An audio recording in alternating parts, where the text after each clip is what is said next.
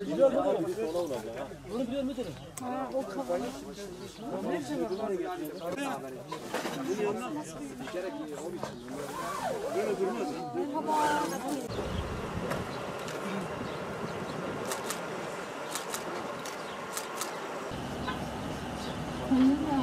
araya teşrif etmişlerdi.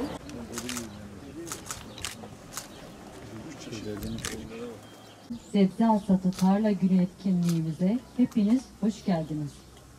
Bu memleket ne kadar verimli bir memleket. Gerçekten her yerinden verim fışkırıyor.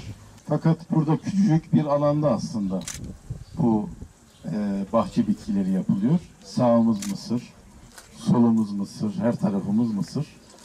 Halbuki mısır toprağı yoruyor. Mısır suyu çok fazla kullanıyor.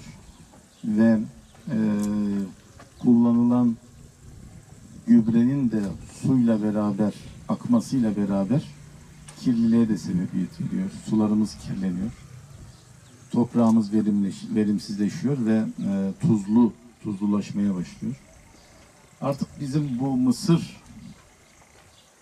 ürününü bir miktar bırakmamız lazım. Tekrar belki pamuğa dönebiliriz. Ama en kıymetlisi tabii ki bu bahçe bitkileri.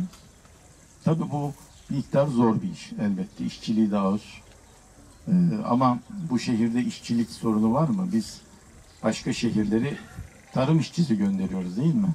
O hemşehrilerimiz zor şartlarda kuzey şehirlerine, Fındık'a vesaireye işçi olarak gidiyorlar. Eğer burada imkan bulsalar onlar burada da tarım işçiliği yapabilirler.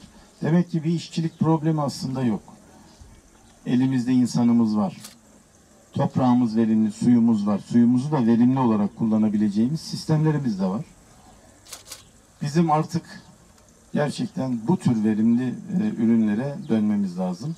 Eğer bunu başarabilirsek hem suyumuzu çok daha tasarruflu kullanırız, hem de elde edeceğimiz gelir daha yüksek olur ve Batman gerçekten bütün Türkiye'yi, hatta civar ülkeleri de doyuracak kapasiteye sahip.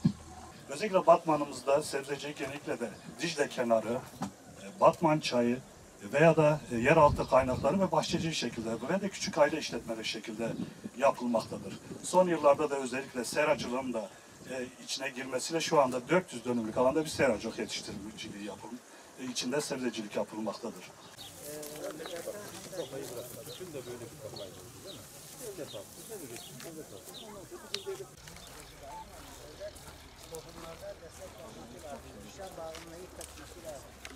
Ondan sonra belki boğulmuşlar kaldı. Daha da çıkaramadık otları.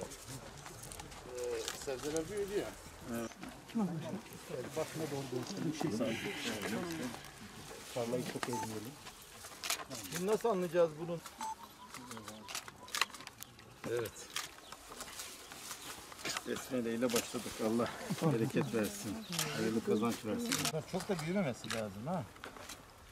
Bunları toplayalım bence. Çok büyürse şey olmuyor. Doğru.